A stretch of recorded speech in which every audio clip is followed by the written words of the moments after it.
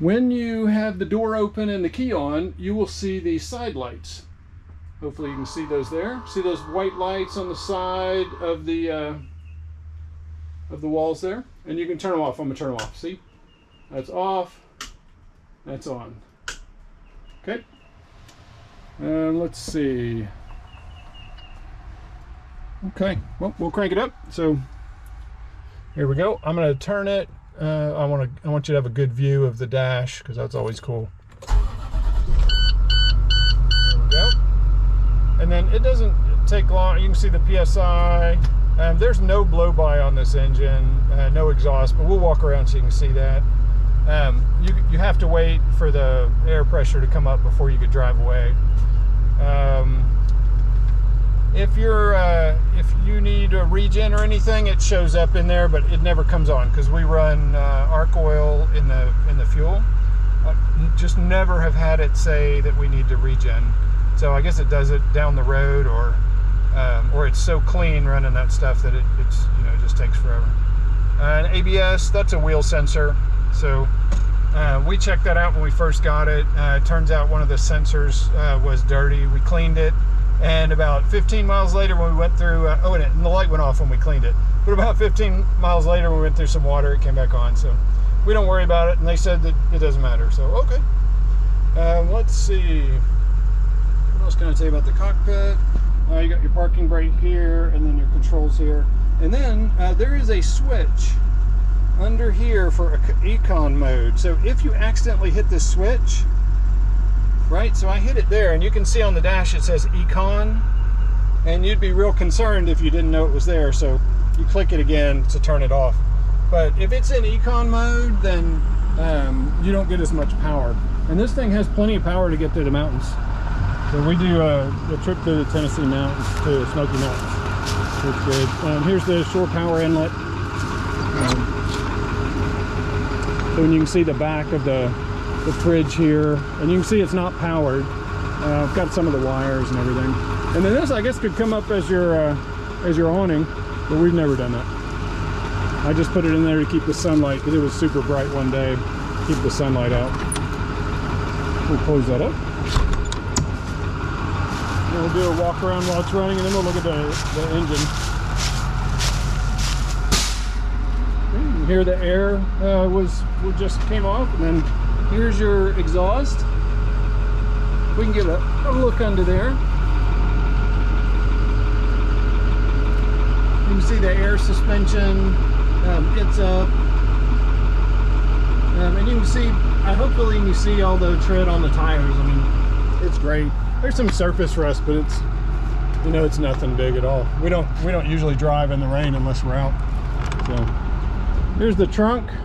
And we do camp, and you can probably hear the alarm. This switch right here, that, if your bus is on, that tells you the back door's open. But you got plenty of room. I mean, that's the back of the couch way in there. And then I got extra stuff that we don't need yet, like shocks and airbag, but it's not needed. I just got it as a just in case. Get that closed. Hopefully get that alarm turning off. All right, I hear it went off. Yeah, so exhaust, you can see there's nothing coming out. I mean, just super clean. Your diesel, we run arc oil in it just to run it cleaner. Oh, the guy didn't unlock the door. So anyway, we'll do the work here.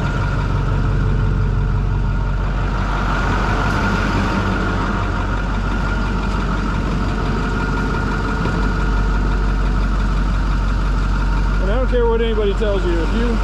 If you go from cold temps to warm temps, or warm temps to cold temps in a diesel, you're probably going to get something dripping. So we got a couple drips from something under it, but that's a normal thing. You got your power steering. This is everything I checked before we go: power steering, washer fluid, transmission, oil, and the coolant. So and you can see the top of it.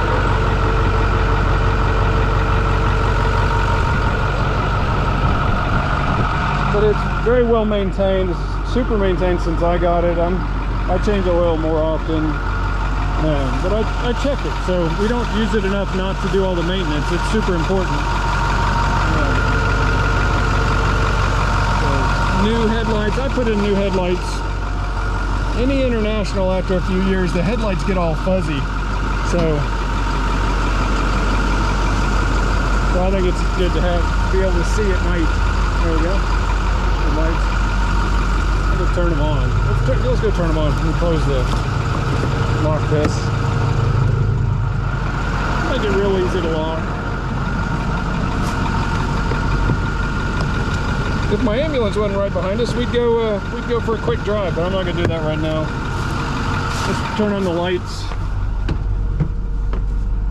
And I'll unlock the door this time. There we go. Alright, it's unlocked. So lights are down here. You can see that. If I can reach them. There we go. So lights, dash lights. It looks like they're flickering in the video, but they're not flickering. So I guess it's the camera refresh.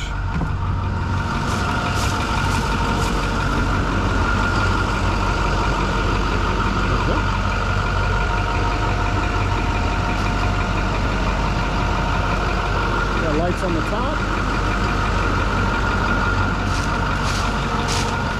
Walking through my leafy yard here. I haven't washed it since last year when it was warm, so it is a little dirty.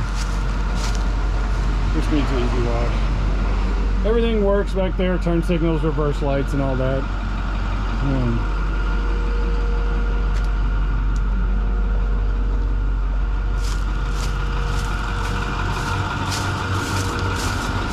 Get in here. We'll give it a little rev. That does look weird in the video, like it's flashing, but it's not flashing.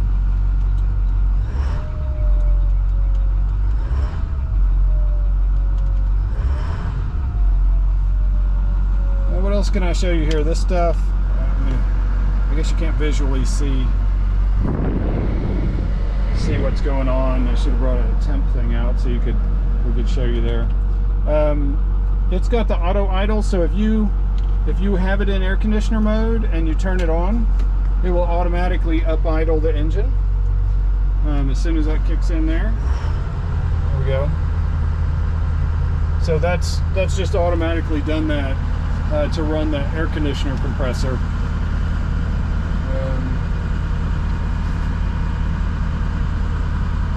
And it gets cool pretty quick.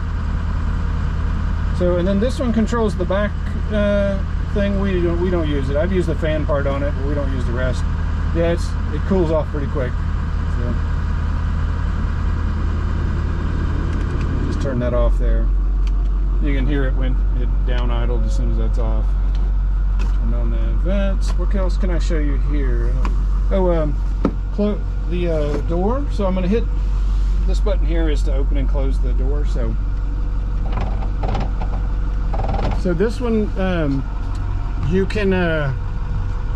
This is the I don't know what you call it. You have to pull that out to open it. For some reason, the electrical system isn't opening it anymore. So you pull that out. Once you pull that out, you can open and close the door freely. And you can see if that's all the way open, you get lights. So when you're holding the door all the way open, you get these extra lights. And there's one outside too. But to close it, like travel mode, you just close that and then push this button. And then close this here. See if I did it right. Yeah, it's the wrong side. So now it's closed and it's locked for travel, right? But I must have got something wrong on the switch, because it worked before a couple of our drives, but the last trip it stopped opening by itself on the way back. So to open it, you have to pull this out till you hear it click, and then that's just open again. What else can I tell you?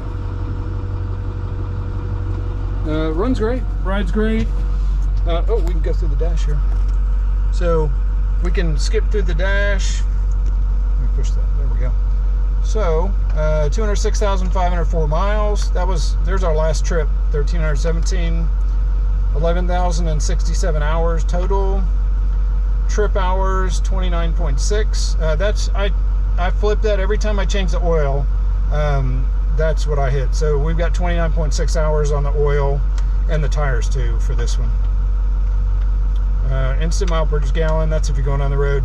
Trip miles per gallon says 12.1, but it was over 13 for our trip. But now just letting it idle, and I move it around the driveway every month.